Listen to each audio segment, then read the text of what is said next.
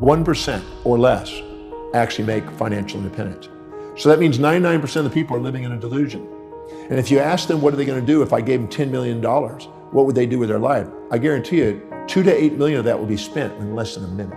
If you ask them what would they do if they had $10 million, they'd write down all the things. They'd buy that car, they'd buy that trip, they'd buy this. And it was all consumers, all depreciables, all devaluing. As long as they spend their money on depreciables and consumables, they really don't have a real desire for building wealth. They have to invest it and buy things that appreciate value if they want to be wealthy. First of all, you want to find out whatever you've done in your life, how it served you, how it served others, and clear out any shame and guilt.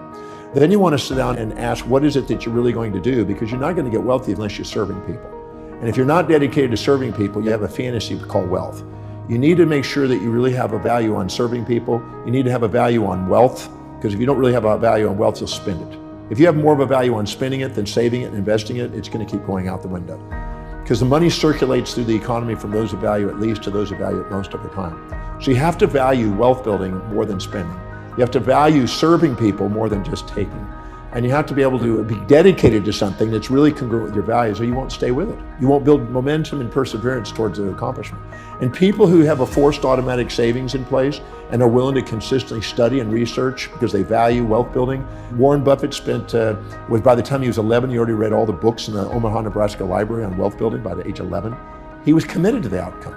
People are really committed to wealth building. They study it, they research it, they mentor under it, they apply it, they have forced savings and investment structures in place. They constantly are trying to serve people, and they want to build a business that lasts.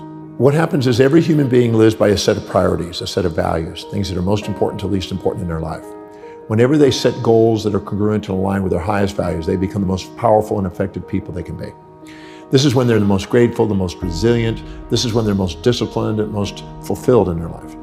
Whenever they're living by lower values and trying to inject the values of others or minimize themselves and live by lower value systems, they procrastinate, hesitate, frustrate, and they become, you might say, victims of their history, not masters of their destiny. So you look at how people fill their space. You look at how they spend their time. You look at what they are disciplined about and focused on. You look at where they're most organized. You look at where they spend the most money. You look at what energizes them the most. You look at what they think about, visualize, affirm, and converse with others about most that is in line with what they're creating in life. Look at what they're inspired by, what their goals are, and what they love learning. If you look and find the common threads to those questions, it'll narrow down to what you're dedicated to and what you spontaneously can't wait to get up in the morning and do.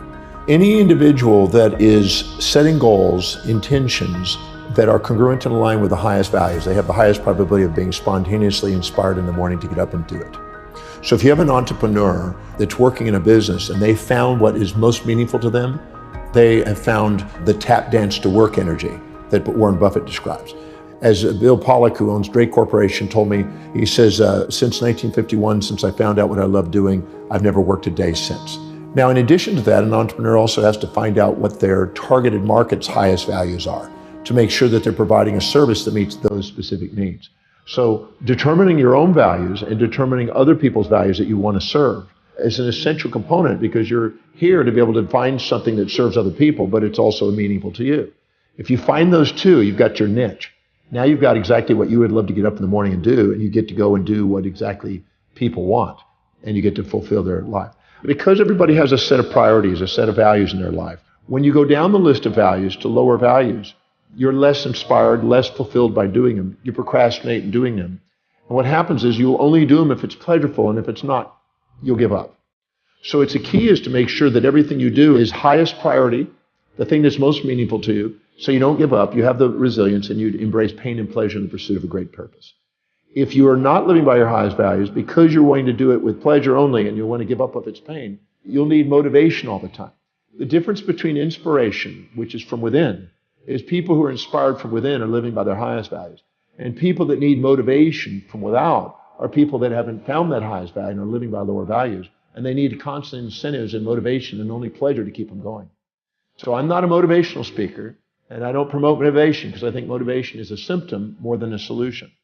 The animal is always having an impulse for that which is prey and pleasure, and an instinct away from that which is pain and predator.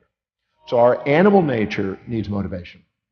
But our truest nature, our human nature, the one that activates the telencephalon in the brain, the executive centers of the brain, which allows you to be an executive and a leader in the world, transcends this pain, pleasure, amygdala reaction of the lower animal within us and allows us to function from an inner core mission that transcends that and allows us to be able to embrace pain, pleasure, support, challenge, ease, difficulties. Any complementary pair of opposites that you face along the way, you turn into on the way. If you're expecting to float across between two buildings, that's unrealistic expectation. Or if you're expecting yourself to do something that's truly not high on your values and not meaningful to you, you'll tend to give up. Or expecting some other human being to do something that doesn't abide by the laws of the universe, or expecting them to live outside their values. Because every human being makes decisions according to what will give them the greatest advantage over disadvantage, greatest reward over risk to their highest values. So if you expect yourself to do something that's not really meaningful to you, it sounds like a neat whim, but it's not really you, you're going to end up self-defeating and end up with the A, B, C, Ds of negativity. Internal anger and aggression, internal blame and feelings of betrayal, internal criticism and challenge, internal despondency, despair, and depression. And these A, B, C, Ds of negativity that you internally have, which some people call negative self-talk and negative self-behavior, is actually a feedback mechanism to make sure we're setting realistic expectations that are aligned with our real values. And we know that it's real if we can see it in our mind's eye, we see the strategy, we know the action steps, and it's obtainable. Now, those are the keys. When you do, you have a realistic expectation, you keep showing effort and evidence of manifesting what you want to manifest.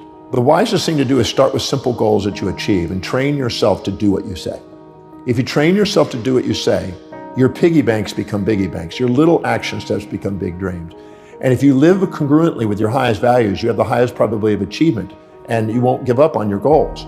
So if you set goals that are congruent, that are truly meaningful to you, and you start chunking them down into small enough bites, so you just keep doing things and keep rewarding yourself by accomplishing immediate steps, you'll end up manifesting things because you just strategize your way into the bigger game. So I always say that if you chunk the big project down into small bites and then down to everything that's within a time horizon and within your vision to see and do, you'll get it. You just stay with it long enough. If you stay perseverant towards an objective and exemplify action every day towards your objective, sooner or later everybody else kind of dies out and you're at the top. You just got to stay with it. Well, procrastination is the result of three primary things. It's an unclear vision. It is an unchunked vision. It means you're taking on too big a chunk without bringing it down to small enough bites that you can go and get it done. And it's not linked to your highest values. If you take the objective that you have, you make sure it is abide by the laws of the universe, it's doable. You make sure it really matches your highest values so it's linked. And the way you know that is if you can rattle off the reasons why you can do it and how it will help you fulfill your mission fluently. Because if you're fluent, you're congruent. Then you basically make sure it's chunked down into small action steps you can do, and you micromanage until you've proven you can macromanage. That means you do it into small baby steps every single day. If I do this, I'm one step closer. If I do this the next day, I do it one step closer. Break it down into such small steps that it's by the inch, it's a cinch. If you do, you won't procrastinate.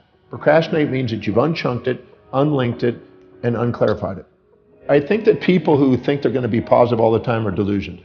Just like a magnet, it has two sides, and you have two sides. And the more you set up a fantasy that has only one side, the more you get depressed when it doesn't match your fantasy. So I'm a realistic guy that sets real goals in real time with a balanced orientation, and I accomplish more by doing it than setting up fantasies and then having nightmares. So I'm not a positive thinking guy. I'm a balanced thinking guy. But when people are down, that you need the positive thinking. But when you're up and you're fantasizing and setting up fantasies and pies in the skies, you need some critical thinking to be able to put you back into reality. So I'm a believer in both sides are needed. So what I did is I did a number of steps. One of them is at the end of the day, I would stop. And if I had this super high day and really thought I'd really had done something and really was puffed up and kind of proud, I'd ask, who did I forget to serve today? Who did I not call? What procedure did I not follow? What name did I overlook? What priority did I not hit today? I would ask questions that learn to self-govern myself back down into the center. And if I had a low day and I really thought, wow, what a real crazy day, I would ask, what did I accomplish? Who did I serve? What names did I remember?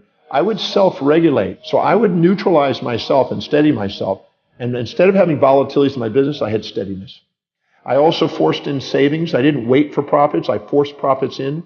I paid myself first. I built up a big cash reserve, so it decreases the volatility. It increases the client quality that I had. It increases the associations opportunities and alignments to greater opportunities in business. I made sure that I focused on the priorities each day, delegating lower priority things on a regular basis, because if I was going to do low priority things, I was going to keep myself in a low priority position. If you're doing what you love, it was Peter Lynch in his One Up on Wall Street back in the 90s, he said, if you're grateful for your job, if you love what you're doing, you're inspired by the vision, and you're enthusiastically working, that company's going up in value. And if you're going to buy a stock that you visited the company and see those 4 things. If those 4 things are in place, the company is going to go up in value, because that's 4 things that exemplify what's possible and draw and magnetize charismatically people to people who are doing those 4 things. A company can't grow without those 4 things.